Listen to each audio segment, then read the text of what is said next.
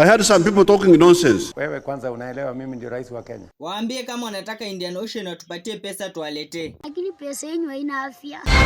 What did you say? Pesa yenu haina afya. But that ocean belongs to me. Watu wa Mombasa amkeni, mwenye ocean anaikujia.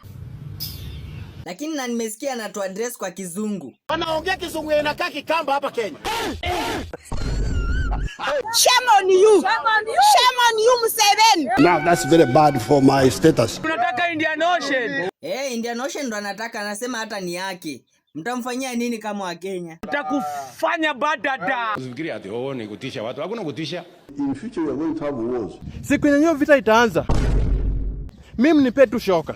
Na kila mtu asonge nyuma steps kama 5. Alafu tukishasonga mniache na General Muhonzi. After 3 minutes mpigie Museveni simu akujie maiti yake. Kumanina. Wewe unasema 3 minutes na General Muhonzi ametupatia 8 hours tusarende. Tupatie kama 3 hours hivi. Tupatie kama 3 hours hivi. Na unajua unaenda kufanya nini Uganda lakini? Tunaenda kuchota maji.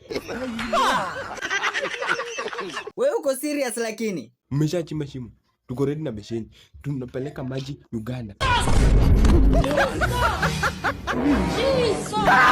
Na mali Kenya tunaelekea haki sijui. Mali tunaelekea hapa sasa, kama Museveni ataendelea hivyo, tutahitaji kiongozi kama Babu Owino sasa. Na sasa kimbikimbi unamwambia aje huyo Museveni na kijana yake. Shanzi sana nyinyi. Wewe hata usijisubue ati kushinda ukihangaika nini kwa laani whatever. Ubwa ni ubwa tu, atakulana wenyewe tu.